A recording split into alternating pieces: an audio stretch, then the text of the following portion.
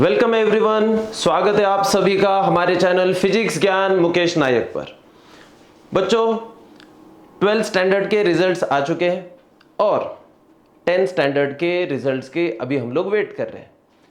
हम लोगों को रिजल्ट्स के बाद में क्या होगा क्या नहीं होगा, लेकिन इसके पहले हम लोगों ने ऑलरेडी ये सोचना चालू कर दिया है कि हम लोगों को करना क्या है। कई सारे लोग हैं जिन्होंने साइंस को अपनी ब्रांच को चूज कर लिया है। अब हम लोग जब साइंस में जाएंगे तो अभी हम लोगों को इसी साइंस के लिए 11th के लिए चैप्टर स्टार्ट कर रहे हैं। तो आज से हम लोग शुरू कर रहे हैं हमारा नया सा एक videos and the chapters with the units and measurement. ठीक है बच्चों, तो फिजिक्स में अभी हम लोग यहाँ एंट्री करने से पहले मैं आपको किसी चीज का इंट्रोडक्शन सबसे पहले करवाना चाहता हूँ। देखो बच्चों, हम लोगों ने किसी एक ब्रांच को चुनना था, हम लोगों ने साइंस को चुन लिया। अब सबसे पहली चीज तो हमें ये साइंस जो चीज है वो है क्या वो पता होना चाहिए। कई सारे लोग उसका ट्रांसलेशन हिंदी में कर देंगे, कोई लोग उसका अपने मदर टंग में हिंदी में या मराठी में या किसी भी लैंग्वेज में बताएंगे ये इसको विज्ञान कहते हैं। सही है, गलत कुछ है नहीं। लेकिन हम जब किसी चीज का मतलब पूछते हैं तो मतलब अलग होता है और ट्रांसलेशन अलग होता है। वर्ड का बस उसका एक वर्ड का रिप्लेसमेंट वर्ड के साथ नहीं देना है। साइंस, ये वर्ड का ओरिजिन पहले समझ लो। साइंस वर्ड आया था कहां से? साइंशिया वर्ड से। ठीक है, और ये साइंशिया वर्ड का मतलब होता है टू नो। क्या होता है बच्चों? टू नो, किसी चीज के बारे में जानना। लेकिन आप तो कई सारी चीजें जानते हो, हम लोगों को कई सारी चीजों के बारे में इसके पहले से ज्ञान है। तो साइंस ऐसा कौन सा ज्ञान देता है? ज्ञान तो हिस्ट्री से भी मिलता है, ज्योग्राफी से भी मिलता है, पॉलिटिकल साइंस से भी मिलता है, कई सारे ऐसे दूसरे सब्जेक्ट है, इंग्लिश से भी मिलता है।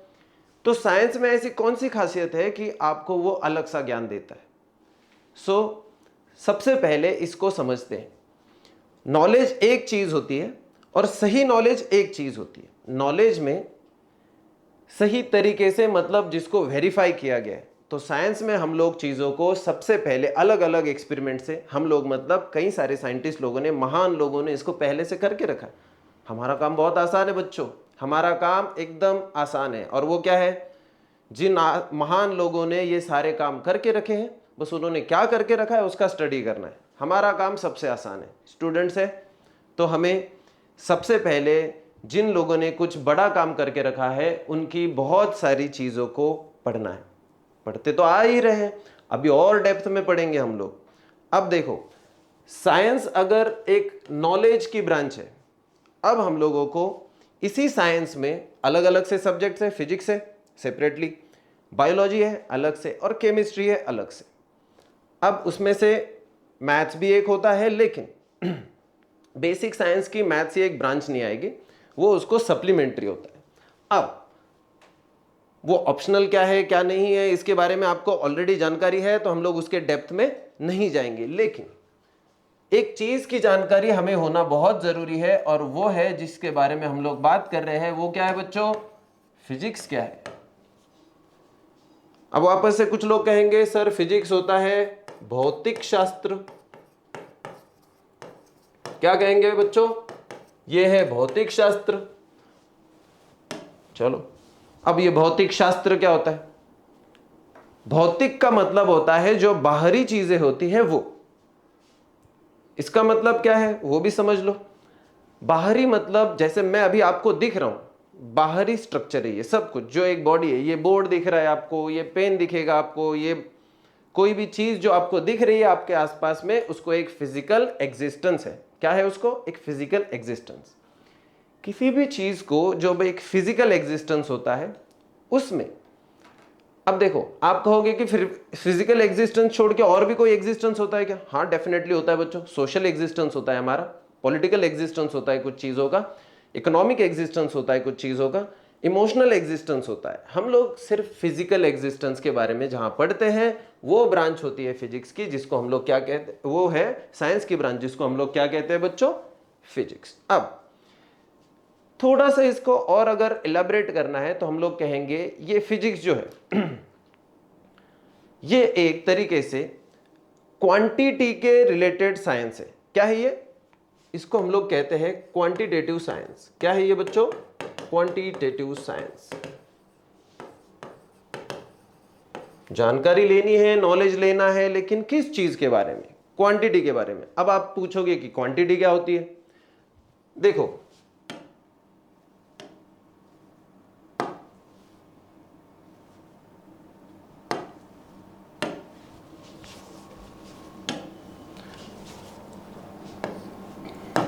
सबसे पहले हमें क्वांटिटी को समझना होता है।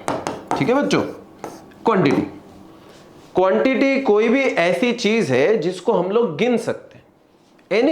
Anything what I am telling you is anything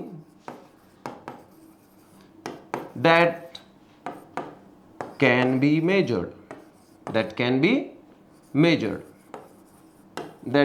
measured, उसको हम लोग क्या कहते हैं बच्चों? ऐसी कोई भी चीज जिसको हम लोग गिन सकते हैं उसको हम लोग कहते हैं क्वांटिटी।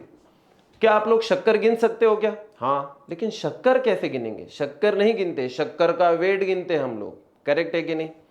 मास काउंट कर सकते हैं, या तो फिर हम लोग एक पॉइंट से लेके दूसरे किसी भी पॉइंट पे, जैसे आपका घर है, आपके घर से आपके क्लासरूम का डिस्टेंस काउंट कर सकते हैं, हम लोग टेबल की हाइट काउंट कर सकते हैं, हम लोग किसी की बॉडी का टेम्परेचर काउंट कर सकते हैं, हम लोग जिन जिन चीजों को मेजर कर सकते हैं, काउंट कर सकते हैं, ऐसी हर एक चीज को हम लोग क्या कहते हैं बच्चों?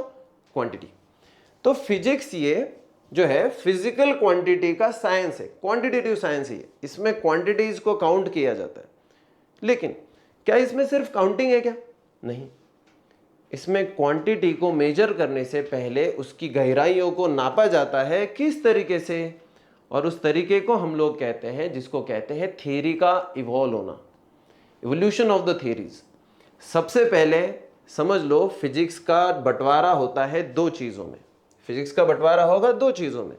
फिजिक्स पहले एक कॉन्सेप्ट है, ये याद रखो। फिजिक्स क्या है? कॉन्सेप्ट। क्योंकि कई सारे लोग आपको क्या पढ़ना है इसके बारे में जानकारी बिल्कुल देंगे। फिजिक्स, उसमें सारे चैप्टर्स क्या क्या है ये सारे लोग जानकारी देंगे, लेकिन हमें सबसे पहले किसी भी चीज को शुरुआत करने से पहले यह जानना जरूरी है कि उसको पढ़े कैसे। तो उसको पहले समझो कि उसकी रचना कैसी है, और उसकी रचना पहले कहती है कि वो एक कॉन्सेप्ट के साथ में आता है। ओके, जैसे किसी महान भाई साहब ने कहा था, जिनका नाम आपको पता ही होगा, कि हाँ, अगर ये इस मार्कर को मैं यहां से छोड़ दूं तो वो जाएगा कहां? जमीन पे जाके गिरेगा। वो जमीन पे ही जाके क्यों गिरेगा? क्योंकि आप लोग फिर बता सकते हो कि वो कौन सा फोर्स है रिस्पॉन्सिबल जिसकी वजह से वो नीचे जा रहा है। वो महान साइंटिस्ट है बाबा न्यूटन। इन भाई साहब ने कहा था कि कोई भी ऑब्जेक्ट ये toward the centre of the earth जा रहा है due to the gravitational force. और हम लोगों ने मान लिया। हम लोगों ने माना क्यों? हम लोगों ने माना इसलिए क्योंकि वो जो कह रहे थे उसमें कहीं पे भी कोई भी ड्रॉबैक्स, कोई भी कमियां हम लोग निकाल नहीं पा रहे थे। वो भाई सब सही कह रहे थे, बिल्कुल बराबर बता रहे थे। तो ग्रेविटेशनल फोर्स होता है, ऐसा थ्योरी पुट करना, ये हो गई एक कॉन्सेप्ट। समझ रहे हो आप लोग कॉन्सेप्ट क्या होता है? अब कॉन्सेप्ट ही सब कुछ है क्या फिजिक्स में? नहीं, कॉन्सेप्ट होती है प्राइमरी लेवल फिजिक्स में। उस चीज को समझने के लिए काफी होता है। ठीक है, लेकिन अगर आपको नीट देनी है, अगर आपको जेईई देनी है, अगर आपको सीईटी देनी है, आपको कोई भी एग्जामिनेशन देनी है, इवन द बोर्ड एग्जामिनेशन, जिसमें कई सारी चीजों को आपको लिखना पड़ता है। आपके जानकारी के लिए एक चीज याद रखो, फिजिक्स में एक दूसरी चीज पैरेलली रन होती है और जिसका वेटेज आजकल बहुत ज्यादा बढ़ रहा है, और वो चीज है मैथमेटिक्स। इसमें ही मैथ्स होता है। न्यूमेरिकल्स जिसको हम लोग कहते हैं, फिजिक्स में कॉम्पिटिटिव एग्जाम्स में लगभग 70-80% ये न्यूमेरिकल्स है, और सिर्फ बची हुए 20%, 30% क्या है बच्चों? Theory questions. इसका मतलब कॉन्सेप्ट को समझना जरूरी नहीं है क्या? बिल्कुल जरूरी है। लेकिन अगर आप अच्छे या बहुत अच्छे या सबसे अच्छे मार्क्स चाहते हो तो आपको क्या करना पड़ेगा? उससे रिलेटेड मैथ्स पे भी फोकस करना पड़ेगा, न्यूमेरिकल्स पे ज्यादा फोकस करना पड़ेगा, और न्यूमेरिकल्स को समझने के लिए थियरी की जरूरत पड़ती है। इसलिए मैंने आपको क्या कहा, ये पैरेलली चलते हैं, ये एक दूसरे के साथ चलेंगे, ये एक दूसरे के बिना नहीं चलेंगे बच्चों। सर ये स्क्रीन वरती इकडून, अच्छा ओके ठीक है, थैंक यू।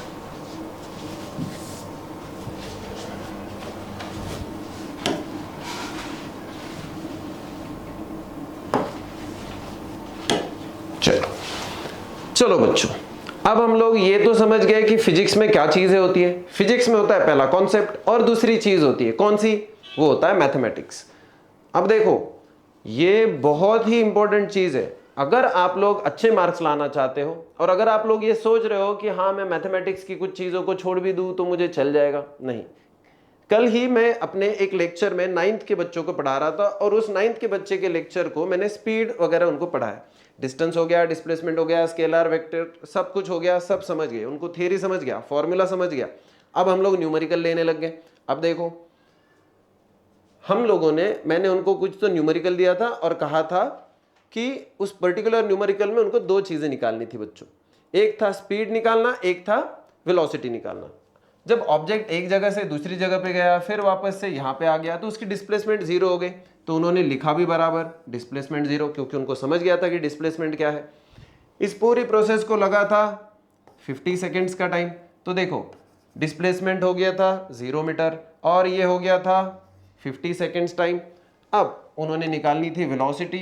अब देखो बच्चों, उन्होंने किया क्या, मतलब एक भाई साहब ने ऐसा किया कि उन्होंने ये जीरो कट कर दिया, ये जीरो कट कर दिया, और क्या बचा, और आंसर लिखा 5 मीटर पर सेकेंड। वाओ! इन भाई साहब के बुद्धि को, या इन भाई साहब के मैथमेटिक्स को हम लोग सीधा तोहफों की सलामी देंगे कि 0/50 का आंसर आया उनका 5। वाओ भाई साहब, मैथ्स पे फोकस करो। 9th स्टैंडर्ड में पहुंच रहे हैं, और 4th 5th स्टैंडर्ड में आजकल बच्चों को क्या आता है, एडिशन, सब्ट्रैक्शन, मल्टीप्लिकेशन, डिवीजन, और इस पे फोकस नहीं है हमारा।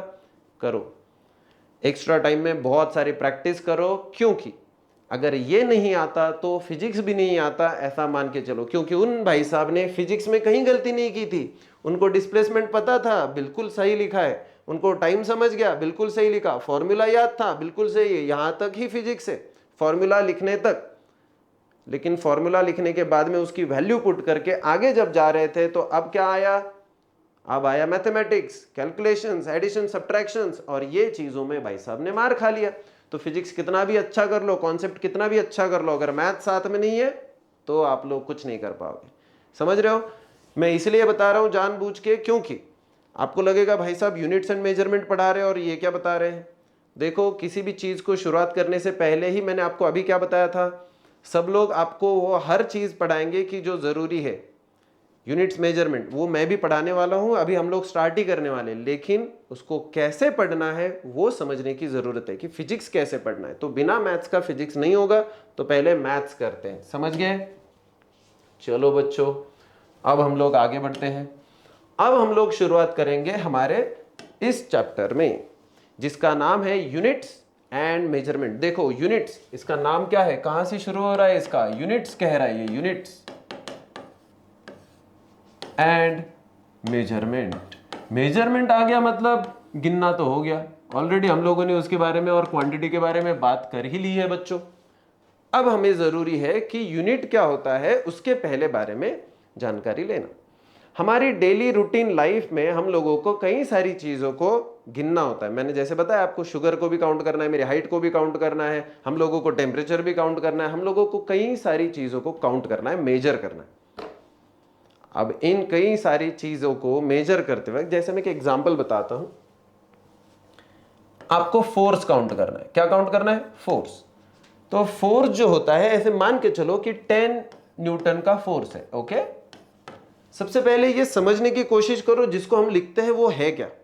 यहां फोर्स ये क्या है, इसको हम लोग कहते हैं ये एक फिजिकल क्वांटिटी है। क्या है बच्चों? ये एक फिजिकल क्वांटिटी है। तो बहुत जरूरी चीज है ये समझना, पहले स्ट्रक्चर समझ लो, किसी भी चीज को लिखते हो तो ये एक फिजिकल क्वांटिटी है। अब दूसरी चीज, ये कौन है? ये वो नंबर है जिससे किसी भी फिजिकल क्वांटिटी को हम लोग मेजर करते हैं। ओके, मैग्नीट्यूड कहा जाता है इन भाई साहब को, ये नंबर को क्या कहा जाता है? मैग्नीट्यूड। कई सारे लोगों ने मुझे इससे पहले पूछा है कि सर मैग्नीट्यूड वर्ड आया है कि scalar quantity, in scalar quantity only magnitude is needed and it does not depend on the direction. तो मैग्नीट्यूड क्या होता है? किसी भी चीज को जब आप काउंट करोगे, मेजर करना है, कुछ भी करना है, लेकिन उसको काउंट करने के लिए एक नंबर की जरूरत पड़ेगी ना। तो वो जो नंबर है जो किसी भी फिजिकल क्वांटिटी को रिप्रेजेंट कर रहा है, उसके अमाउंट को रिप्रेजेंट कर रहा है, उसकी क्वांटिटी को रिप्रेजेंट कर रहा है, वो नंबर होता है मैग्नीट्यूड। अब सबसे अंत में ये चीज है कि ये एन या जिसको हम लोग न्यूटन कहते हैं वो है क्या? ये है यूनिट। यही है हमारा टॉपिक का स्टार्ट और यही है हीरो इस टॉपिक का, जिसको हम लोग क्या कहते हैं? यूनिट। क्या कहते हैं इसको? यूनिट। यूनिट मतलब क्या होता है ये पहले समझ लो। किसी भी चीज को किसी ना किसी तरीके से मेजर करना पड़ेगा, करेक्ट है कि नहीं? जब हम लोग उसको मेजर कर रहे हैं एक रेफरेंस देना पड़ेगा आपको। हाइट और वेट दो अलग अलग फिजिकल क्वांटिटीज है, तो उनको मेजर करते वक्त दो अलग अलग सी चीजों में यूज करना पड़ेगा हम लोगों को। समझो मेरी हाइट अगर आप लोगों ने बता दी कि आपकी भाई साहब हाइट है 5.3 ऐसा कुछ तो बता दिया, या 5.6, तो वो किलोग्राम में मेजर करूं, किलोमीटर में मेजर करूं, या केल्विन में मेजर करूं, या डिग्री में मेजर करूं, किस चीज में मैं मेजर करूं? जिस भी किसी चीज में मैं मेजर कर रहा हूं वो जो है उसको कहते हैं यूनिट। ओके, सो किलोमीटर यूनिट है, मीटर ये भी यूनिट है, इंच ये भी मीटर है, ये भी यूनिट है। तो समझो ये सारे के सारे क्या है बच्चों? यूनिट। अब सवाल ये है कि जब यूनिट समझ गए हो एक तरीके का, इसको अभी यूनिट को अगर मैं आपको सही तरीके से एक बार अगर कहने की कोशिश करूंगा कि यूनिट है क्या, तो चलो यूनिट को हम लोग थोड़ा सा पहले समझने की कोशिश करते हैं। ये क्या है? ये एक रेफरेंस है, लेकिन कैसा रेफरेंस है बच्चों?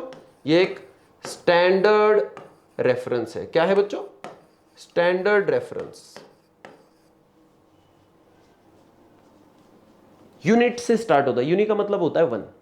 हम लोग किसी भी चीज को जब मेजर करते हैं तो उसको एक तरीके से, जैसे अभी अगर आपको रूम में कितने बच्चे हैं ये काउंट करना है, तो आप लोग कहां से, कौन सा नंबर है जहां से आप शुरुआत करते हो? 1।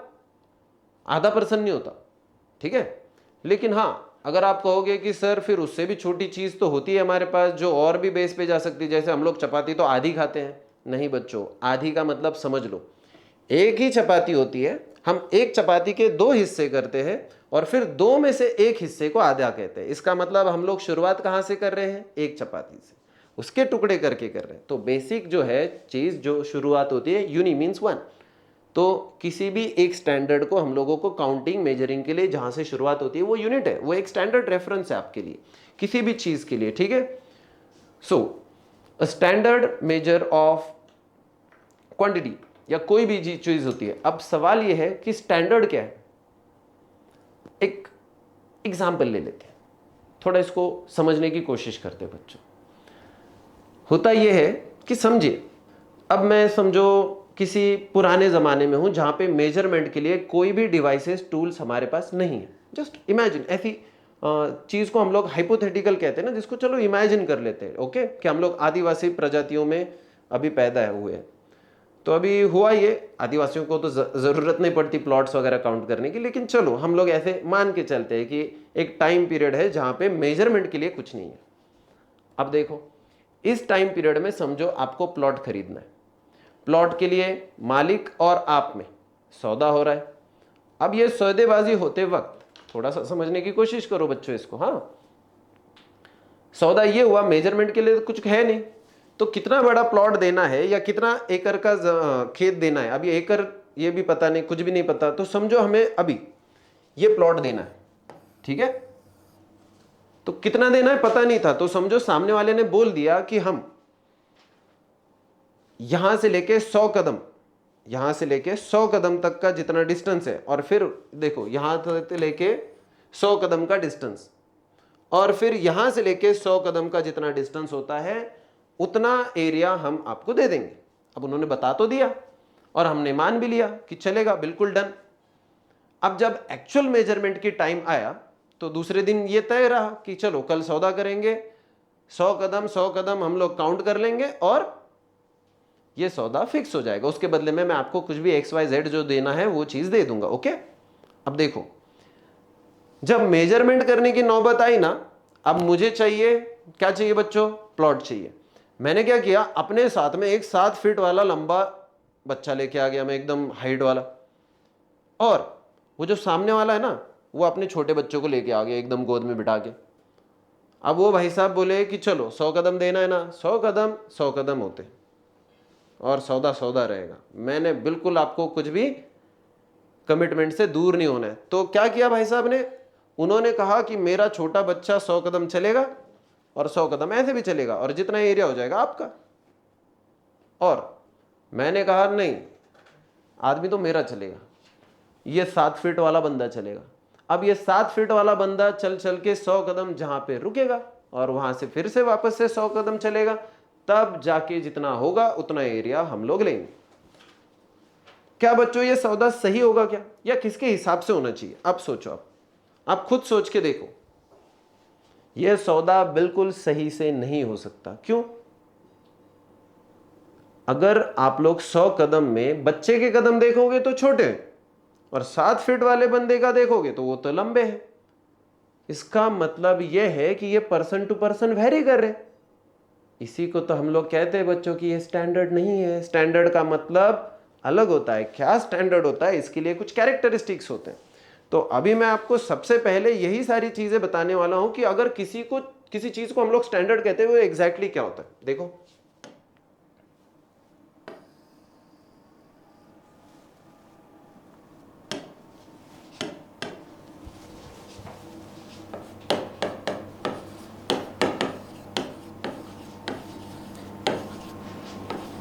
हम लोग किसी भी चीज को काउंट कर रहे हैं तो किस में काउंट करेंगे बच्चों? स्टैंडर्ड यूनिट में काउंट करेंगे। Standard unit. अब स्टैंडर्ड यूनिट के कोई ना कोई तो ऐसे कैरेक्टरिस्टिक्स होनी चाहिए, या कोई तो मतलब आपको कुछ तो उसको एक बनावट होनी चाहिए ना कि हाँ इसको ही हम लोग कहते हैं स्टैंडर्ड यूनिट। तो किसको हम लोग कहेंगे बच्चों स्टैंडर्ड यूनिट? तो सबसे पहले एक चीज कि वो इजीली अवेलेबल होना चाहिए। सबसे पहले वो क्या होना चाहिए बच्चों? Easily available.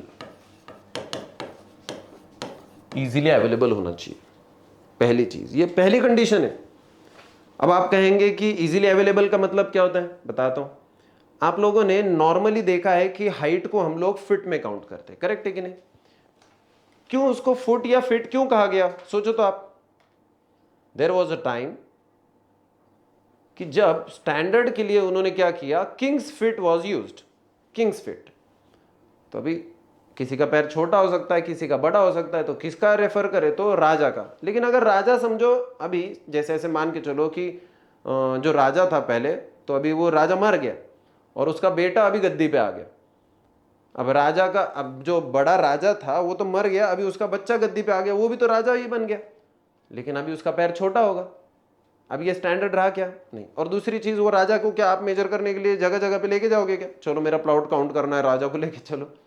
ये तो मतलब प्रधानमंत्री को तुम्हारे बेसिक प्रॉब्लम, कॉर्पोरेशन वाले प्रॉब्लम बताने जैसा हो गया कि भाई साहब हमारे पड़ोस में स्ट्रीट लैंप नहीं लगा दो।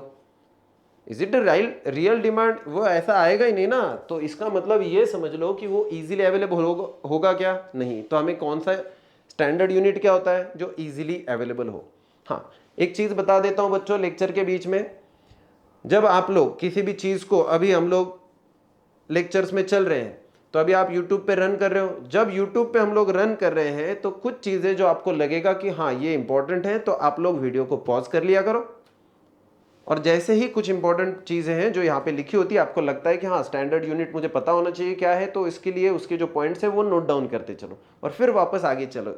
अदरवाइज क्या हो जाता है कि हम लोग पहले लेक्चर खत्म कर लेते हैं और फिर एट द एंड हम लोग सोचते हैं कि लेक्चर में हम लोगों ने इंपॉर्टेंट पॉइंट्स क्या पढ़े थे। समझ रहे हो? हम लोग कुछ बातें जनरल कर लेते हैं और कुछ बातें ये बहुत ही important, strictly related to syllabus होती है, तो उसके लिए आप लोग नोट डाउन करते चलो पॉज करके वीडियो को। ओके, पहला चीज हो गया है कि वो इजीली अवेलेबल होना चाहिए। चलो, इजीली अवेलेबल के साथ में और क्या होना चाहिए? वो इजीली डुप्लीकेट भी होना चाहिए। ठीक है, क्या होना चाहिए? वो इजीली डुप्लीकेट होना चाहिए। अब ये डुप्लीकेट का मतलब क्या होता है? आप लोगों को अगर मैंने ऐसा कहा कि बेटा अपने नोटबुक की लंबाई नापो, you just have to measure your notebook's length. तो इसको नापने के लिए आप लोग क्या करोगे बच्चों, अपने कंपास बॉक्स से एक स्केल निकालोगे और ये स्केल वहां पे रख के एक एंड पे और दूसरे एंड तक का लेंथ आप काउंट करोगे और आपका काम हो जाएगा, और फिर बता दोगे सर ये नोटबुक का लेंथ है। करेक्ट है कि नहीं? बिल्कुल। अब दूसरी चीज देखो, क्या आपके पास जो स्केल है वो दुनिया में अकेली एक ही स्केल है क्या? नहीं, वो तो तुम्हारे साथ में ना होने वाले सभी बच्चों के पास है, मेरे पास भी रहेगी। इसका मतलब ये है कि वो उसका डुप्लीकेट हो रहा है, और डुप्लीकेट होते वक्त याद रखो कि वो आपके स्केल से मेजर करो या आपके दोस्त के स्केल से मेजर करो, उतना ही भरना है उसको, क्योंकि वो कैसा है, स्टैंडर्ड, वो स्टैंडर्ड चीज है। समझ रहे हो आप लोग? और क्या होना चाहिए उसके कैरेक्टरिस्टिक्स? एक और चीज होती है कि जैसे कुछ मेजरमेंट्स करते वक्त कई बार प्रॉब्लम आता है, जैसे क्लाइमेटिक चेंजेस आ जाते हैं या कुछ भी आ जाता है, तो उसकी वजह से क्या होता है पता है बच्चों, रीडिंग्स में चेंजेस आते हैं। तो हम लोगों को नॉर्मली स्टैंडर्ड कोई भी ऐसा होना चाहिए कि जो इजीली किसी भी चीज के वजह से जिसकी वैल्यू चेंज नहीं होती। सो हम लोग कह सकते हैं विच डज नॉट चेंज, जिसकी वैल्यूज वगैरह ये चेंज नहीं होती, लेकिन कब? किसी कंडीशन के वजह से, जैसे क्लाइमेटिक कंडीशन होगी या कुछ प्लेस टू प्लेस होगी। So it does not change from place to place और रीजन टू रीजन और according to the change in the temperature, और we can say climate etcetera. है कि नहीं बच्चों? तो ये नहीं होना चाहिए। अगर ये होते रहा तो फिर प्रॉब्लम है। इसका एक एग्जांपल बताता हूँ। हम लोग जब आई थिंक 12th में थे, तो 12th में हम लोग फिजिक्स की लेबोरेटरी में गए और वहाँ पे सोनोमीटर का एक एक्सपेरिमेंट था। तो सोनोमीटर में एक वुडन बॉक्स होता है। अब देखो, जो वुडन बॉक्स है वो बारिश के दिनों में कई बार हो जाता है, वो फुल जाता है और रीडिंग्स थोड़ी सी गलत दिखा देता है। अब आपको लगेगा सोनोमीटर क्या है ये वो। ऐसा कॉलेज चुनो जहाँ पे प्रैक्टिकल्स होते हैं। बच्चे बनना चाहते हैं IITian, बच्चे बनना चाहते हैं अच्छा सा डॉक्टर, और कॉलेज कौन सा चुनते हैं 11th 12th में जाने के बाद? जहाँ पे प्रैक्टिकल्स ना हो। वाओ, इस होशियारियों को भी कई सारे तोहफों की सलामी है। ऐसे क्यों? क्योंकि सिंपल सी चीज़ है, साइंस पढ़ने जा रहे हो और science is equal to practical है भाई साहब। मतलब ऐसे डॉक्टर के पास जाने का जिसने हाथ में कभी कोई भी चीज़ ली नहीं, ऑपरेशन नहीं किया, आज तक एक भी ऑपरेशन नहीं किया उसने, और सिर्फ थ्योरी पढ़ के रखी है उसने, पूरा रट के रखा है ऐसा पेट काटने का ये वो, लेकिन कभी हाथ में ना सिरिंज भी लिया, कुछ नहीं किया। और अभी आपको अगर बोला कि जाओ उन भाई साहब के पास जाओ, आप नहीं जाओगे। क्यों नहीं जाओगे? इसलिए नहीं जाओगे क्योंकि उसके पास एक्सपीरियंस नहीं है, उसने प्रैक्टिकली उसको करके नहीं देखा है। सो हम लोगों को science is equal to practical है। ऐसे ही कॉलेजेस में एडमिशन्स लो जहाँ पे प्रैक्टिकल्स होते हैं, आपको सोनोमीटर वगैरह क्या होता है वो समझेगा, तो वो लकड़ी फुल जाती है। आपके घरों में भी ये कई सारी बार आपको फेस करना पड़ा होगा।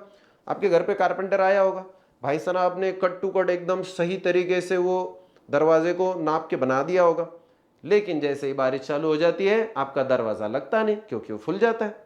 इसका मतलब वो कारपेंटर खराब था क्या? नहीं, क्लाइमेटिक सिचुएशंस की वजह से कई बार कुछ चेंजेस आ सकते हैं, अप एंड डाउन हो सकता है, या किसी और वजह से हो सकता है। तो ऐसा जितना कम हो उतना बेटर है, ठीक है, जिसकी वजह से एरर ना आए और वो एक स्टैंडर्ड रहेगा। और सबसे लास्ट में देखो बच्चों, सबसे लास्ट में एक बहुत ही इंपॉर्टेंट चीज होती है। किसी भी चीज को मेजर करते वक्त ये एक चीज बहुत जरूरी होती है कि उसको यूनिवर्सली या इंटरनेशनली एक्सेप्ट किया जाना चाहिए। सो कैन वी से it should be internationally accepted.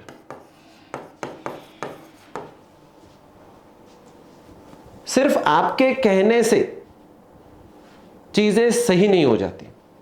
जो आप कह रहे हो उसको आपको प्रूव करके दिखाना पड़ेगा, और दुनिया ने उसको मान लिया तो जो आप कह रहे हो बिल्कुल सही है और वो साइंस का हिस्सा बन जाता है, क्योंकि दुनिया उसको मान रही है जो आपने कहा है। जैसे अभी थोड़ी देर मेरे पहले क्या बताया आपको कि न्यूटन भाई साहब ने कहा कि ऐसा ऐसा छोड़ दो, ग्रेविटेशनल फोर्स है जिसकी वजह से ये जाएगा।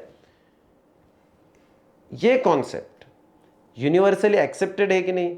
ये कॉन्सेप्ट एक्सेप्टेड है इसलिए वो साइंस में है, अदरवाइज फिर उसमें कोई मीनिंग नहीं आएगा। इसलिए ये पॉइंट्स याद रखो कि जब हम लोग किसी भी स्टैंडर्ड यूनिट को कहते हैं, क्या वो इजीली अवेलेबल है? क्या वो डुप्लीकेट हो सकता है उसका, मतलब उसके मल्टीपल कॉपीज बन सकती है, जो भी कुछ है? क्या उसमें क्लाइमेट वगैरह के हिसाब से बार बार बदलाव आते हैं? जब मुझे एक चीज़ याद है कि हम जब छोटे थे तो जो टेलर लोग थे ना, तो वो टेलर लोगों के पास या स्कूल में भी इवन टीचर्स के पास लकड़ी वाली स्केल रहा करती थी। कौन सी? लकड़ी वाली स्केल, येलो कलर वाली। आप लोगों ने कभी देखी भी होगी, वो आपके पेरेंट्स को पूछो अगर आपको नहीं पता होगा तो। अब वो बंद हो चुकी है, मतलब होती है बच्चों को मारने के लिए कुछ टीचर्स लेके आते हैं डेफिनेटली, लेकिन आजकल उसको मेजरिंग के लिए जनरली कोई यूज नहीं कर रहा। क्यों पता है? अगर लकड़ी की स्केल ले लूं और वो बारिश में तो फूल जाएगी, तो मेजरमेंट तो चेंज हो जाएंगे, तो जिसको मैं स्टैंडर्ड कहना चाहता हूं वो तो नहीं आएगा। और इसलिए फिर हम लोग आजकल ऐसी स्केल यूज करते हैं जैसे वो फाइबर वगैरह से बनी होती है या मेटल से बनी होती है, जिसके ऊपर जनरली ज्यादा ऐसा कोई इफेक्ट नहीं होता। और सबसे लास्ट में वो इंटरनेशनली या यूनिवर्सली उसको एक्सेप्टेंस मिलना चाहिए। आपके और मेरे सिर्फ कहने से नहीं होता है, दुनिया ने उसको मान लेना चाहिए। समझ रहे हो बच्चों? क्लियर है अभी आपको ये? ठीक है, चलो फिर हम लोग थोड़ा सा अभी इसमें आगे बढ़ते हैं और कुछ चीजों को समझने की कोशिश करते हैं। अभी गिनना कैसे है, क्या करना है, या यूनिट मतलब क्या होता है, ये तो हम लोग ठीक है समझ रहे हैं अभी। अब देखो बच्चों, हमें करना क्या है।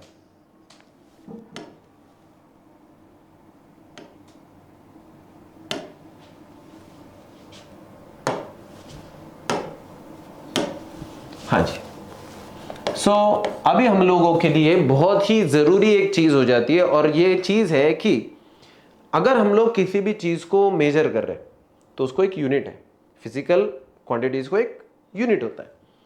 अब ये यूनिट अगर हाइट को ही काउंट करना है तो देख लो आप लोग, अगर मेरी हाइट काउंट करनी है, क्या आप लोग सेंटीमीटर में काउंट कर सकते हो? बिल्कुल। क्या आप लोग इंच में काउंट कर सकते हो? बिल्कुल। क्या आप लोग इसको किलोमीटर में काउंट कर सकते हो? बिल्कुल। क्या आप लोग इसको मीटर में काउंट कर सकते हो? ये भी हो सकता है। फुट में काउंट करते हो? बिल्कुल हो सकता है। अब सवाल यह है, इंच, सेंटीमीटर, किलोमीटर, जो भी कोई चीज हम लोग बात कर रहे हैं, ये क्या है? ये सारे के सारे मेजरमेंट ऑफ द लेंथ ही है, ये सारे के सारे यूनिट्स ही है उसके। फिर एग्जैक्टली इनमें से यूज किसको करने का है? हाँ, वो डिपेंड करेगा सिचुएशन के अकॉर्डिंगली। यहां से लेके मेरे गांव का अगर डिस्टेंस काउंट करना है तो मैं उसको जनरली हम लोग उसको किलोमीटर्स में काउंट करते हैं, कोई सेंटीमीटर में थोड़ी ना काउंट करते जाते, है ना। अगर नोटबुक की लेंथ काउंट करनी है सिंपली, तो अगर आप उसको किलोमीटर में थोड़ी ना नापोगे। हाँ, नापने को कहा तो नाप सकते हैं, डेफिनेटली उसको हम लोग कन्वर्ट कर सकते हैं, लेकिन इसीलिए फिर हम लोग इन सारी चीजों को पहले समझने की कोशिश करते हैं कि हमें इन चीजों को नापना है। ओके, और इनको नापते वक्त, जैसे कोई भी चीज है तो इनको नापते वक्त हम लोगों को एक पर्टिकुलर वे से जाना पड़ेगा, तो वो क्या तरीका है उसको पहले हम लोग समझने की कोशिश करते हैं। जैसे समझो, सबसे पहले हम लोगों को इसकी सिस्टम समझनी है, तो हमारा पार्ट क्या अभी जो सबसे इंपॉर्टेंट है हमें समझना, सिस्टम ऑफ यूनिट्स, जिसको मेजर करना है अभी हमें, वो सिस्टम समझ लेते हैं। अब सिस्टम एक नहीं है, अगर आप लोग अलग अलग सी कंट्रीज में जाओगे, वो लोग अलग अलग से तरीके से बताते हैं, जैसे उनकी करेंसी अलग अलग सी होती है ना। इंडिया में जैसे रुपीज है, वैसे अमेरिका में डॉलर है, या तो फिर यूरोपियन कई सारी कंट्रीज में यूरो है, अलग अलग सी करेंसी है ना, उसको कन्वर्जन होता है। एग्जैक्टली उसी तरीके से बता रहा हूं मैं, उसी तरीके से होती है यूनिट्स की भी सिस्टम।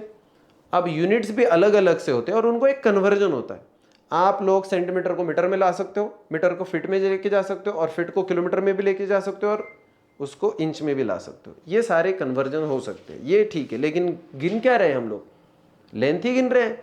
कुछ भी हो जाए, हम लोग एक ही फिजिकल लेंथ के बारे में बात कर रहे हैं। ओके, तो ऐसी 3 इंपॉर्टेंट सिस्टम्स के बारे में हम लोग सबसे पहले पढ़ेंगे, और उसके बाद में हम लोग जाएंगे एक चौथी वाली सिस्टम। तो ऐसी 3 सिस्टम्स है। पहली वाली सिस्टम जिसके बारे में आप लोगों ने स्कूल लेवल से पढ़ा है, कई सारे लोगों ने उसको शॉर्ट फॉर्म में देखा है, लेकिन कई सारे लोगों के स्कूल के टीचर उनको बताते नहीं कि ये सीजीएस होता क्या है। सीजीएस सिस्टम है बच्चों, ये सीजीएस। ओके, सो नॉर्मली हम लोग इसको लेंथ, मास और टाइम, LMT इस फॉर्म में लिखते हैं। सो अभी देखो, सबसे पहले C फॉर व्हाट? सेंटीमीटर। क्या है बच्चों? C for centimetre. हाँ, एक और चीज यहां पे मीटर की स्पेलिंग का करेक्शन चेक कर लो। हाँ बच्चों, कई सारे बच्चे ऐसे हो जाते हैं कि मीटर को क्या लिखते हैं पता है, METER, सेंटीमीटर। आप भी चेक कर लो, आप लोगों ने स्पेलिंग यही लिखी होगी कई बार। इतनी सारी स्कूलिंग हो गई लेकिन हम लोगों को किसी ने बताया नहीं होगा ये करेक्शन करके कि मीटर का मतलब होता है कोई भी डिवाइस जो किसी भी चीज को मेजर करता है। जैसे आपके घर का इलेक्ट्रिकल मीटर होता है, इलेक्ट्रॉनिक मीटर, तो वो क्या करता है, कितना इलेक्ट्रिसिटी यूटिलाइज किया जा रहा है उसको मेजर कर रहा है। या गाड़ी के ऊपर स्पीडोमीटर होता है, उसका मीटर का स्पेलिंग ये है, वो एक डिवाइस के बारे में बताता है। सेंटीमीटर METRE है, सो METRE याद रखना, ठीक है। चलो, ये कोई बहुत बड़ा ज्ञान नहीं है बच्चों, लेकिन छोटी छोटी सी माइनर सी चीजें हैं जिसको फिजिक्स में या साइंस में इसको इतना वैल्यू नहीं है स्पेलिंग को, लेकिन फिर भी करेक्शन हो तो बहुत अच्छी चीज है, ठीक है। चलो बच्चों, अभी ये है सेंटीमीटर, ओके, यहां सेंटीमीटर आ गया। ये कौन है, मास। मास किस में काउंट होगा, यहाँ पे ग्राम में, और अगर टाइम होगा तो वो मेजर होता है सेकेंड्स में। तो वो वाली सिस्टम होती है जिसको हम लोग कहते हैं CGS सिस्टम। दूसरी चीज, ओके, ये तो हो गया एक। दूसरी एक सिस्टम है जिसके बारे में नॉर्मली आप लोगों ने कभी ज्यादा सुना नहीं होगा, अगर स्कूल वाले थोड़े से ठीक ठाक है ढंग वाले वो बता देते हैं, लेकिन कई सारे लोगों को जो है वो पढ़ाने को जान पे आता है, एक्स्ट्रा वाला कहाँ पे देंगे। अभी तो ये तो ठीक है, चलो हमें गिनना तो लेंथी है, M फॉर मीटर, ओके बच्चों। दूसरा मास किस में आएगा बच्चों, K फॉर सॉरी हाँ जी किलोग्राम, और सबसे अंत में कौन आता है, टाइम, जो वापस है S for second. So we are right with that.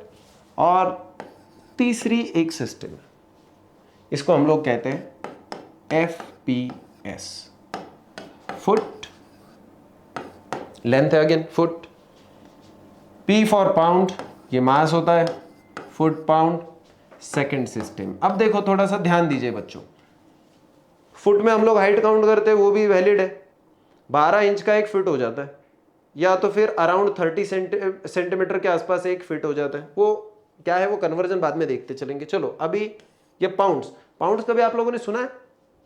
मुझे सबसे पहले ये कहाँ पे दिखा आपको बताता हूँ। जब हम लोग स्कूल में थे ना, तो वो WWE का बड़ा फैड चलता था, वो जो रेसलर्स रहते हैं ना, तो उनके स्टिकर्स आया करते थे, हम लोग उसको खरीदते थे और किसी भी फिर बुक पे लगा दिया करते थे, ठीक है। तो अभी कई सारे ऐसे स्टिकर्स आने लग गए थे, तब चमकीले चमकीले रहते थे, और जो भी कोई वो रेसलर है तो उस रेसलर के नीचे उसका नाम वगैरह और उसका डेटा दिया जाता था, कुछ इंपॉर्टेंट डेटा, जैसे समझो उसका वजन ही देना है या मास लिखते हैं नॉर्मली। वो मास एंड वेट का डिफरेंस हम लोग बाद में जब पढ़ेंगे स्टडी के टाइम पे तब अलग से पढ़ेंगे, लेकिन तो समझो उसका वेट दिया है, और तो वो लोग एक्चुअली वो मास होता है, तो वो उसको लिखा जाता था इतना इतना पाउंड्स। तो मुझे समझ में नहीं आता था ये चीज़ क्या लिखी है। वेट हम लोग तो यहाँ पे किलोग्राम में मेजर करते हैं, और फिर ये भाई साहब उसको पाउंड में बता रहे हैं, इतना इतना पाउंड है। और बाद में तो अभी मैंने साइंस ज़्यादा ढंग से थोड़ी सी पढ़ ली, तब मुझे समझ में आया मैं भी गलत था। मुझे लगा वो लोग गलत है, वो पाउंड में काउंट कर रहे हैं, और उनको लगता होगा कि ये भाई साहब गलत काउंट कर रहे हैं किलोग्राम में, लेकिन हम दोनों भी गलत थे। क्योंकि साइंस कहता है या कहो फिजिक्स ये कहता है कि वेट का SI यूनिट एक्चुअली मेजरमेंट में ये होता है न्यूटन। अब ये कैसे क्या हम लोग आगे की फर्दर स्टडीज में देखेंगे, लेकिन देखो ये अलग सी चीज़ है। हम लोग मेजर करेंगे मास को पाउंड्स में। ये एक ब्रिटिश सिस्टम है, ये याद रखो, ये इसको याद रखो, मतलब ये कोई बहुत बड़ी चीज़ नहीं जिसको याद रखने का, ये ओवरऑल चैप्टर ही अगर आप लोग सोचेंगे। देखो हाँ, एक चीज़ अभी मैं आपको क्लियर कर दूं, लेकिन पहले ये समझने की कोशिश करो, ठीक है। थोड़ा सा ध्यान दो बच्चों इसको। ये 3 बेसिक सिस्टम्स है, ठीक है, ये 3 बेसिक सिस्टम्स है। अब ये बेसिक सिस्टम्स आप लोग कहीं पे भी वीडियो जब पॉज कर लोगे और उसको नोट डाउन कर लेना कि CGS कौन, MKS कौन, FPS कौन, ठीक है। अब देखो एक इंपॉर्टेंट चीज मैं आपको जस्ट अभी थोड़ी सी बता देता हूं कि जो बहुत जरूरी है। हम लोग क्या कवर कर रहे हैं बच्चों अभी, यूनिट्स एंड मेजरमेंट नाम का चैप्टर, करेक्ट है कि नहीं?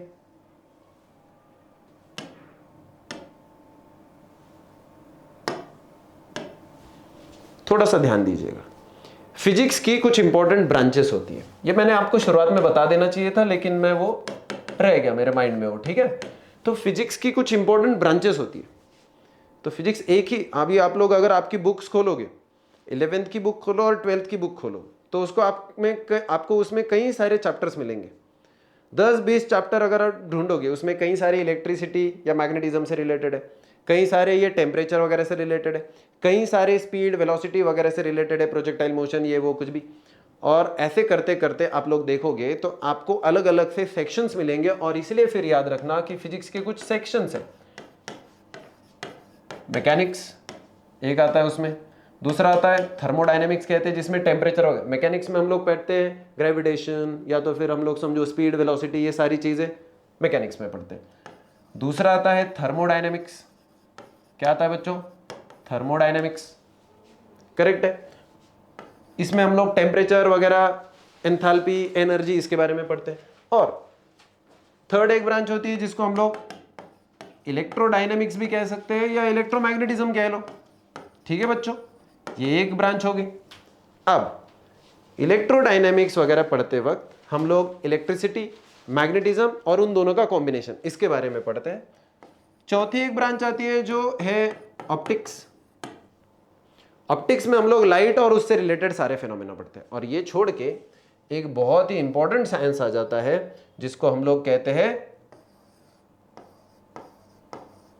क्वांटम फिजिक्स, जिसमें सबसे इंटरेस्टिंग फैक्टर आते हैं क्वांटम फिजिक्स। अब आप बोलोगे कि क्वांटम फिजिक्स क्या होता है? जो चीज हमें आज तक नहीं दिखी, जैसे इलेक्ट्रॉन, एटम, न्यूक्लियस, प्रोटॉन, ये सारे भयंकर नाम जो हम लोग बार बार देखते हैं, जिनको कभी देखा भी नहीं है। और मुझे नहीं लगता किसी साइंटिस्ट ने इनको देखा भी होगा, बस एक्सपेरिमेंट के थ्रू प्रूव कर रहे हैं, लेकिन देखा किसी ने नहीं। इन सारी चीजों का स्टडी, उसके अंदर की एनर्जी, न्यूक्लियर एनर्जी वगैरह वगैरह वगैरह, सब कुछ at the very very very minute level हम लोग उसको पढ़ते हैं क्वांटम फिजिक्स में। अब देखो बच्चों, सवाल ये है, मैं ये क्यों बता रहा हूं, देखो यूनिट्स एंड मेजरमेंट पहला चैप्टर, और उसके बाद में एक चैप्टर आता है जिसको हम लोग लेंगे, वो है स्केलर एंड वेक्टर। अब सवाल ये है कि इनमें से कौन सी ब्रांच में ये दो चैप्टर आते हैं? मैकेनिक्स में आता है, थर्मोडायनेमिक्स में आता है, इलेक्ट्रोडायनेमिक्स में आता है, ऑप्टिक्स में आता है, या क्वांटम फिजिक्स में आता है? ये कौन सी ब्रांच का हिस्सा है? एक भी नहीं, या कहो सारी की सारी, या तो एक भी नहीं या तो सारी की सारी। अब ऐसा कैसे, बताता हूं। आपने कभी डायरेक्टली नमक खाया है क्या? टेस्ट किया होगा, खाते नहीं होंगे उसको। Units and measurement, scalar and vector, ये दो ऐसी चीजें हैं कि जो फिजिक्स को सप्लाई करती है कुछ चीजों का, सप्लीमेंट्री। ये आपका मेन कोर्स नहीं है, ये आपका बस स्टार्टर है, ये याद रखो। ये मेन कोर्स नहीं है, इसमें पेट नहीं भरने का, पेट तो भरेगा मेन कोर्स में, लेकिन ये स्टार्टर्स है, या कहो ये सप्लीमेंट्री है। ठीक है, कौन से? यूनिट्स एंड मेजरमेंट और स्केलर एंड वेक्टर। ये लगभग हर एक चैप्टर में इनका रेफरेंस कहीं ना कहीं पे यूटिलाइज किया जाता है। जैसे हम लोग सब्जी खाते वक्त, कोई नॉनवेज खाएगा, कोई वेज खाएगा, जो अलग अलग सी सब्जियां खाओगे, कोई रोटी खाएगा, कुछ भी खाते हो आप लोग, उसमें नमक आ जाता है। लेकिन नमक की अलग से टेस्ट बताते हो क्या बच्चों आप? नहीं, आप सब्जी की तीखी टेस्ट बताओगे, किसी चीज का सोर टेस्ट बताओगे, कड़ी खाते हो ये वो, लेकिन हर चीज में उसमें क्या होता है? नमक तो होता है। सुन, अलग से नमक की टेस्ट है क्या? नहीं, लेकिन वो हर जगह पे होता है कि नहीं? होता है। वैसे ही यहां से लेके आगे आप लोग जैसे motion in plane, motion in everything, जो भी कुछ आप लोग पढ़ लोगे, या थर्मोडायनेमिक्स से रिलेटेड पढ़ोगे, आप लोग हर एक चैप्टर में जब भी कभी कुछ पढ़ोगे, होगा ये कि यूनिट्स एंड मेजरमेंट और स्केलर एंड वेक्टर, इनका काम आने वाला है।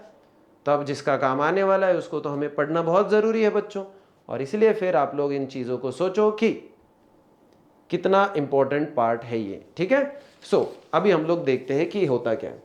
अब हम लोगों ने थोड़ी देर पहले 3 सिस्टम्स को पढ़ा, करेक्ट है कि नहीं बच्चों? क्या है वो सिस्टम्स? देखो, ये है वो systems, CGS, MKS, FPS, correct है ना? अब इन सिस्टम्स को पढ़ने के बाद में हम लोगों को लगेगा कि क्या सारी सिस्टम्स खत्म हो गई? नहीं, अभी पहले देखो, ध्यान दो, ये सिस्टम्स पढ़ना ही है, नो डाउट, लेकिन लेकिन लेकिन लेकिन इन सिस्टम्स के अलावा एक और भी सिस्टम है जिसको हम लोग कहते हैं SI सिस्टम। क्या कहते हैं बच्चों इसको? SI system. अब वो क्या है इसको हम लोग देखते हैं। ये सिस्टम छोड़ के चौथी वाली एक सिस्टम आप लोगों को नोट डाउन करनी है बच्चों। तो वो जो सिस्टम है उसके ऊपर हम लोग फोकस करेंगे। वो क्या है बच्चों? SI system. एसआई यूनिट कहते हैं हम लोग नॉर्मली। ये भी आप लोगों ने सुना होगा कि नहीं? S for what? System. S for simply system, I for international.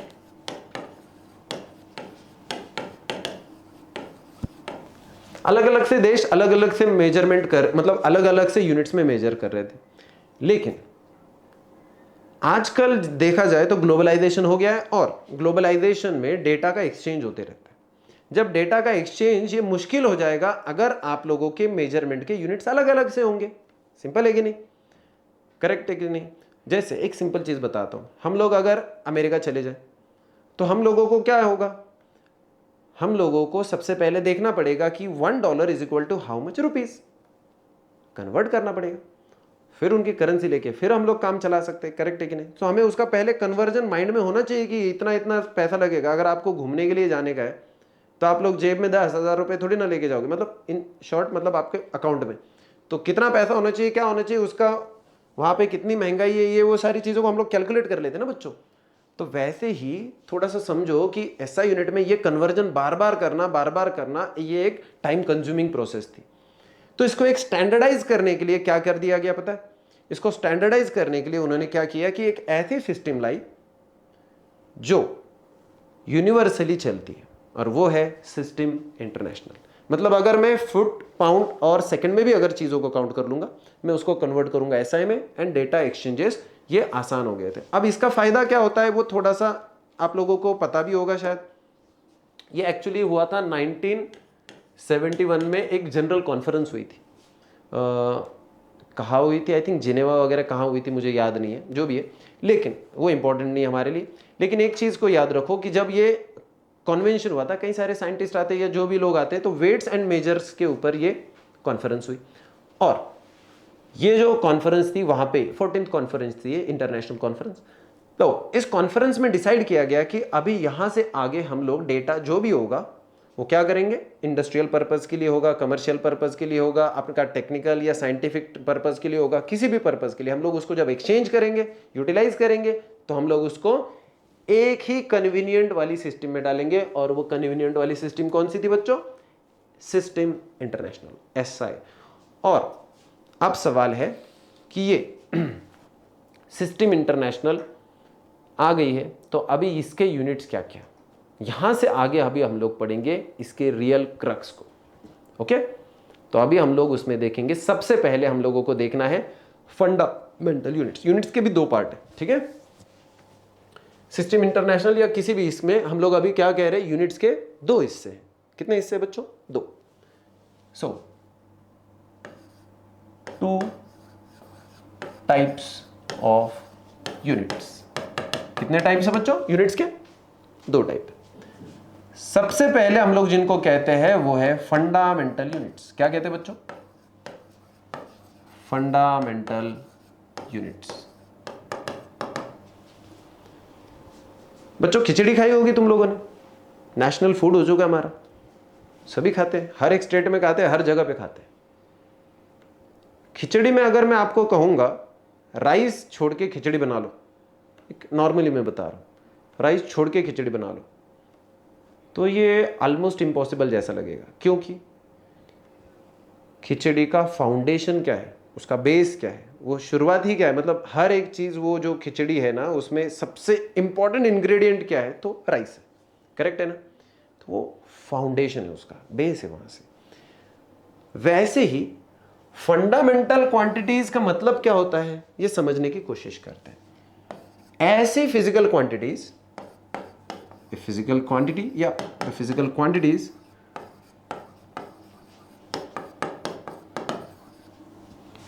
which does not depend on other physical quantities, okay? समझ रहे हो आप लोग? देखो फंडामेंटल कौन है? जो किसी और पे निर्भर नहीं है, ये आत्मनिर्भर है। यहां से शुरुआत हुई थी, जैसे मतलब इसको कोई हम लोग क्या कहते हैं, ये एक कुछ भी नाम देने जैसे, किसी भी चीज को नाम देने जैसे। इसके पीछे रीजन ढूंढने की जरूरत नहीं कि ऐसा क्यों आया, इसके पीछे रीजन ढूंढने की हमको कोई जरूरत नहीं, एक फंडामेंटल चीज है। जैसे अगर मैं आपको कहूंगा कि इसको हम लोग क्या कहते हैं, तो ये एक रिमोट है, ओके।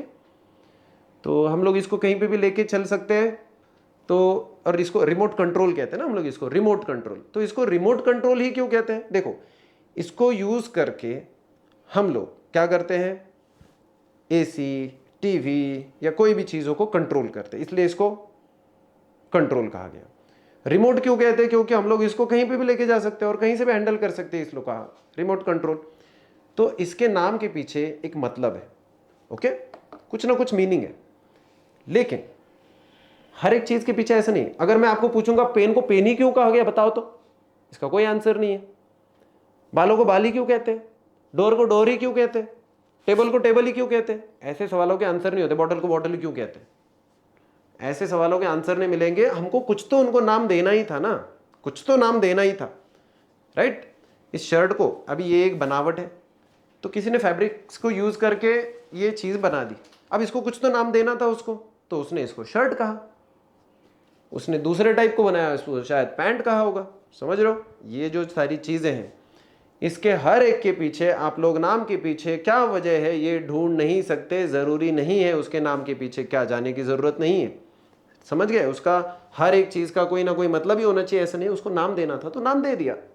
तो जैसे अगर मैं आपको कहूंगा कि किसी चीज को मेजर करने का, तो अभी ये फंडामेंटल यूनिट से उसके स्टार्ट है। तो ऐसी फिजिकल क्वांटिटीज, ठीक है, जिनको हम लोग किसी भी दूसरे क्वांटिटीज के ऊपर ये निर्भर नहीं होती, ये अपने आप में इनकी एक पहचान होती है, उसको हम लोग क्या कहते हैं, फंडामेंटल क्वांटिटीज।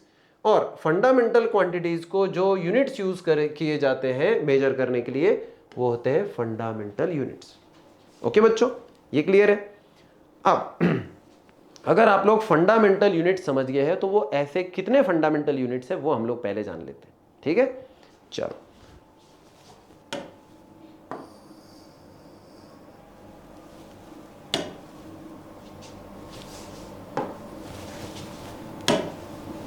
देखो बच्चों, इतने होते हैं फंडामेंटल यूनिट्स। कितना दिख रहा है बच्चों बोर्ड पे, बताओ तो, पढ़ लिया? 7 फंडामेंटल यूनिट्स होते हैं। कितने होते हैं? 7। नोटबुक रेडी रखो, पेन रेडी रखो, और बताते वक्त लिखो मत, बस इतना है। हम लोग जैसे ही साथ के साथ खत्म कर देंगे, video pause and writing down. सबसे पहला लेंथ।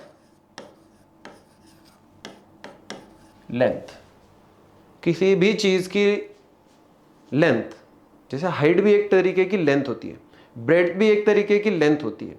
तो कोई भी चीज जो होती है जिसको हम लोग जैसे डिस्टेंस वगैरह कुछ भी, ये सारी की सारी लेंथ है। आप लोग डेफिनेशंस में भी पढ़े हो कि डिस्टेंस क्या होता है। It is a total length of the path covered by an object, so it is a length, basically it is a length. So length को हम लोग मेजर करते हैं। अभी लेंथ का ऐसा यूनिट क्या है बच्चों? मीटर। और इसका सिंबल क्या है बच्चों? एम। इसको ब्रैकेट में डाल देते हैं। सो लेंथ है मीटर में और उसका सिंबल है छोटा एम। ओके क्या बच्चों? अभी हम लोग चलो एक कोई तो दूसरी शेड ले लेते हैं जिसमें हम लोग अभी दूसरा लिखेंगे। तो दूसरा कौन है? लेंथ के बाद में आ जाता है बच्चों मास। कौन होता है? मास। मास ऐसा कुछ तो एक मूवी भी है ना, मास बोलता है मास, लेकिन वो अलग है, ये अलग है। मास किस में काउंट करते हैं बच्चों? किलोग्राम्स में। किस में? किलोग्राम्स में। Symbol KG. KG is the symbol, kilogram आ गया, ठीक है। तीसरा, चलो एक और शेड ले लेते हैं जहां से हम लोगों को कुछ पता चले। ओके, थर्ड, तीसरा है टाइम। क्या है? टाइम। इन भाई साहब को भूलना मत, ये भूलने भी नहीं दे देगा तुमको। जिसका टाइम अच्छा चलते रहता है उसका सब अच्छा चलते रहता है, जिसका टाइम बुरा चालू हो गया फिर तो पूछो मत, वो तो आपको भी कभी कभी एक्सपीरियंस आता होगा, खास करके एग्जाम टाइम पीरियड में, फिर आपको समझ में आ जाता है कि टाइम क्या होती है। तो टाइम को ऐसा यूनिट होता है सेकेंड। क्या होता है बच्चों? सेकेंड, सिंबल छोटा एस।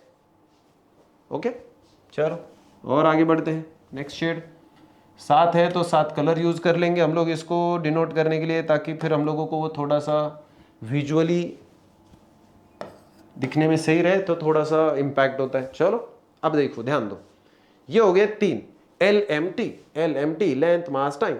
यही तो चीजें चेक की थी, देखो सेंटीमीटर लेंथ थी, उसके बाद में ग्राम था, वो मास था, और सेकंड में टाइम था। ये जनरली यूटिलाइज किया जाता है ऐसे। अब ये छोड़ के और भी कुछ होते हैं, जैसे इलेक्ट्रिक करंट, ये भी एक फिजिकल क्वांटिटी है। अब इसको किस में काउंट करते हैं बच्चों? इसको काउंट करते हैं हम लोग एम्पियर में। ये छोटा ए लिखना, बाद में जब साइन दिखाई देंगे हम लोग तब बता देंगे। सिंबल है ए। इलेक्ट्रिक करंट के बाद में एक नेक्स्ट आ जाता है, कौन है बच्चों? अभी चलो ध्यान है ना आपका, इलेक्ट्रिक करंट हो गया। इलेक्ट्रिक करंट को हम लोग एम्पियर में मेजर करते हैं, आप लोगों ने 10th में ही पढ़ लिया होगा। तो चलो अभी अगला पढ़ते हैं, जिसको हम लोग कहते हैं टेम्परेचर। टेम्परेचर भी आप लोगों ने इसके पहले पढ़ा ही है। टेम्परेचर को किस में काउंट करते हैं? मोस्ट ऑफ द टाइम्स हमारे रूटीन लाइफ में हम लोगों ने उसको पढ़ा है कि वो डिग्री सेल्सियस में होता है, करेक्ट है कि नहीं? लेकिन वो उसका ऐसा यूनिट नहीं है, ये दिमाग में आपको डाल लो अभी क्या भी डाल दो। जैसे हम लोगों ने, मैंने 10th में जब पढ़ाया था तभी बच्चों को बता दिया था कि आपका वेट ये न्यूटन में होता है, ये अभी के अभी दिमाग में डाल दो, और ये हटा दो कि वो किलोग्राम में होता है, वेट इज डिफरेंट।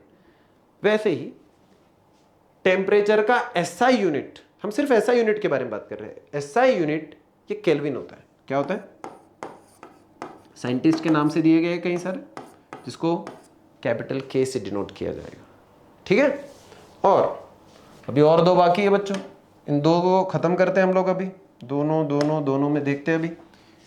6th वाला है अमाउंट ऑफ सब्सटेंस, कहते हैं इसको हम लोग अमाउंट ऑफ